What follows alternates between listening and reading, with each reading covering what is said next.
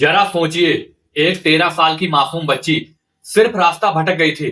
उसे क्या पता था कि मदद का हाथ बढ़ाने वाला ही उसे ऐसी अंधेरी दुनिया में ढकेल देगा जहां अगले 5 दिन उसकी जिंदगी का सबसे बड़ा नर्क बन जाएगा। नमस्कार दोस्तों, मैं हूं संजीत सिंह।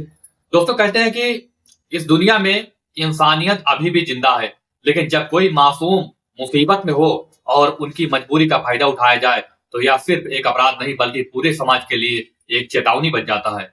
आज हम बात कर रहे हैं राजस्थान के श्री गंगानगर में सामने आए उस चर्चित मामले की, जिसने हर माँ बाप को अपनी बेटियों को सुरक्षा को लेकर सोचने पर मजबूर कर दिया। दोस्तों, 18 जून 2026 दिन बिल्कुल सामान्य था। मजदूरी करने वाली एक महिला रोज की तरह काम पर गई थी। घर पर उसकी 13 साल की बेटी अकेली थी। किसी काम से वह बाहर निकली, लेकिन रास्ता भटक गई।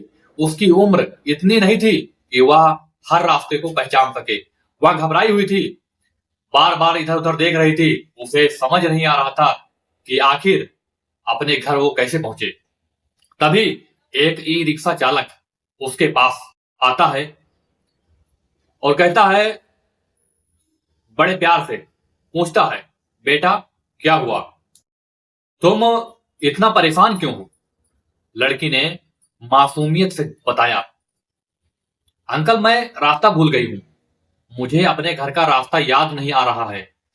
ई रिक्शा चालक ने भरोसा दिलाया कि बेटा डरो मत, मैं तुम्हें तुम्हारे घर छोड़ दूंगा। एक डरी हुई बच्ची के लिए यह किसी फरिश्ते की तरह था। उसने बिना कुछ सोचे उस व्यक्ति पर भरोसा कर लिया और ई रिक्शा पर बैठ गई। रास्ते भर वह उससे उसके परिवार के बारे में पूछता रहा ताकि उसका विश्वास और मजबूत हो जाए। लेकिन बच्ची को बिल्कुल भी अंदाजा नहीं था कि जिस इंसान को वह अपना मददगार समझ रही है वह बहुत बड़ा दरिंदा है। कुछ देर बाद ई रिक्शा एक होटल के सामने रुका। ई रिक्शा चालक ने कहा, बस 2 मिनट का काम है, फिर मैं तुम्हें घर छोड़ दूंगा। बच्ची इंतजार करती रही। कुछ मिनट बाद वह वापस आया और बोला, बेटा एक छोटा सा सामान लेना है, अकेले नहीं उठा पाऊंगा, क्या तुम मेरे साथ अंदर चलोगी मेरी मदद करने के लिए? मासूम बच्ची ने बिना किसी शक के कहा, हाँ। लेकिन जैसे ही उसने होटल के अंदर कदम रखा, उसे बिल्कुल भी अंदाजा नहीं था कि उसकी जिंदगी अब हमेशा के लिए बदलने वाली है। आखिर उस होटल के अंदर ऐसा क्या हुआ? 5 दिन तक पुलिस उसे क्यों नहीं ढूंढ पाई? और एक गुप्त सूचना ने कैसे पूरे रैकेट का पर्दाफाश किया? एक होटल के अंदर पहुंचने के बाद बच्ची को एक कमरे के बाहर बैठा दिया गया। उसे कहा गया कि बस कुछ मिनट इंतजार करो, फिर तुम्हें घर छोड़ दिया जाएगा। लेकिन मिनट धीरे धीरे घंटों में बदलने लगे और जिस व्यक्ति पर उसने भरोसा किया था वो वापस नहीं आया। इधर शाम होने लगी थी। मजदूरी करके उसकी माँ घर पर लौटी तो रोज की तरह बेटी को आवाज लगाई, लेकिन घर में सन्नाटा पसरा था। उसने पूरे घर की तलाश की, पड़ोसियों से पूछा, रिश्तेदारों के यहाँ पूछा, लेकिन बेटी का कोई अता पता नहीं मिला। घबराई हुई माँ तुरंत सदर थाने पहुंची। रोती हुई उसने पुलिस से कहा, साहब मेरी बेटी कभी बिना बताए घर से बाहर नहीं जाती, कृपया उसे ढूंढ दीजिए। मामले की गंभीरता को देखते हुए पुलिस ने तुरंत गुमशुदगी दर्ज की। बच्ची की फोटो आसपास के थानों में भेजी गई। मुखबिरों को सक्रिय किया गया। बस स्टैंड, रेलवे स्टेशन और शहर के कई इलाकों में तलाश शुरू हो गई। एक दिन बीता, फिर दूसरा, फिर तीसरा, लेकिन बच्ची का कोई सुराग नहीं मिला। हर गुजरते दिन के साथ मां की उम्मीद टूटती जा रही थी, जबकि पुलिस भी लगातार जांच में जुटी थी। 5वें दिन पुलिस को एक बेहद महत्वपूर्ण सूचना मिली। सूचना में बताया गया कि एक नाबालिग लड़की को शहर के कुछ होटलों में देखा गया है। सूचना गंभीर थी, इसलिए पुलिस ने तुरंत एक विशेष टीम बनाई। टीम ने फैसला किया कि बिना पुष्टि के छापा नहीं मारा जाएगा। एक पुलिसकर्मी सादे कपड़े में ग्राहक बनकर होटल के अंदर गया, जबकि बाकी पुलिसकर्मी बाहर चारों तरफ निगरानी में तैनात रहे। अंदर पहुंचकर पुलिसकर्मी ने संदिग्ध लोगों से बातचीत की और मौके का जायजा लिया। कुछ देर बाद उसकी नजर एक डरी सहमी बच्ची पर पड़ी, जिसकी पहचान लापता बच्ची से मेल खाती थी। अब पुलिस को यकीन हो गया कि उनकी तलाश कई जगह तक पहुंच गई है। पुलिसकर्मी ने बाहर मौजूद टीम को गुप्त संकेत दिया और अगले ही पल में होटल के बाहर खड़ी पुलिस टीम हरकत में आ गई।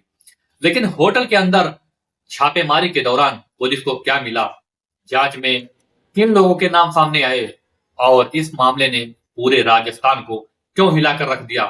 संकेत मिलते ही पुलिस ने होटल में छापेमारी की और बच्ची को वहां से सुरक्षित बाहर निकाला। उसे तुरंत अस्पताल ले जाया गया, जहां डॉक्टरों ने उसका मेडिकल परीक्षण किया और आवश्यक इलाज शुरू किया। इसके बाद विशेषज्ञों की मौजूदगी में उसका बयान दर्ज किया गया। पुलिस के अनुसार बच्ची ने जांच में जो बातें बताई, उन्होंने अधिकारियों को भी झकझोर कर रख दिया। उसने आरोप लगाया कि पिछले कई दिनों में उसे अलग अलग होटलों पर ले जाया गया और कई लोगों ने उसके साथ गलत संबंध बनाए, गलत काम किए। पुलिस ने इन आरोपों की जांच शुरू की और मामले में भारतीय कानून की संबंधित धाराओं तथा पॉस्को एक्ट के तहत केस दर्ज किया। जांच आगे बढ़ी तो पुलिस ने होटलों के सीसीटीवी फुटेज, डीवीआर रजिस्टर्ड और कई मोबाइल फोन भी जब्त किए। इलेक्ट्रॉनिक साक्ष्यों और अन्य सबूतों के आधार पर संदिग्ध लोगों की पहचान शुरू हुई। इसी दौरान पुलिस ने होटल संचालकों, कर्मचारियों और कुछ अन्य संदिग्धों को हिरासत में लेकर पूछताछ शुरू की। मीडिया रिपोर्टों के अनुसार जांच में ई रिक्शा चालक की भूमिका भी सामने आई, जिसने बाद में उसे गिरफ्तार किया गया। हालांकि किस व्यक्ति पर कौन सा आरोप अंततः अदालत में सिद्ध होगा, इसका फैसला न्यायिक प्रक्रिया के दौरान बाद में होगा। मामले की गंभीरता को देखते हुए जांच के लिए विशेष जांच दल एफआईटी का गठन किया गया है। अधिकारियों ने यह भी जांच शुरू की कि क्या यह किसी बड़े नेटवर्क का हिस्सा था या नहीं।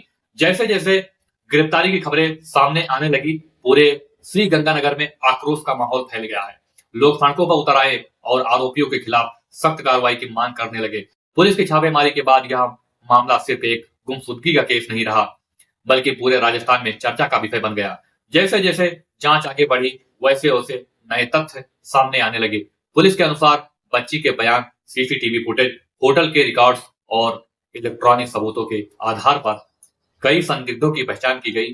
जांच के दौरान पुलिस ने कई लोगों को हिरासत में लेकर पूछताछ की और बाद में कई आरोपियों को गिरफ्तार भी किया गया। मीडिया रिपोर्ट के अनुसार इस मामले में होटल जॉय इन के मालिक Mayank Sen, hotel manager Hardeep Singh, e rickshaw चालक राम बाबू सहित कई अन्य संदिग्धों के खिलाफ कार्रवाई की गई। पुलिस ने बताया कि मामले में कई लोगों के नाम जांच के दौरान सामने आए और जांच लगातार आगे बढ़ रही है। इस बीच प्रशासन ने उन होटलों की भी जांच शुरू की है जहां कथित तौर पर अवैध गतिविधियां की शिकायतें मिल रही थी। कुछ होटलों पर प्रशासन ने बुलडोजर कार्रवाई भी की है। यह कार्रवाई अवैध निर्माण और नियमों के उल्लंघन से जुड़े मामले में बताई गई है। दोस्तों, ऐसी घटनाओं के बारे में आपकी क्या राय है? लोगों की मानसिकता या बढ़ती जनसंख्या? आप अपनी राय कमेंट में जरूर बताएं। धन्यवाद। मिलते हैं अगली वीडियो में।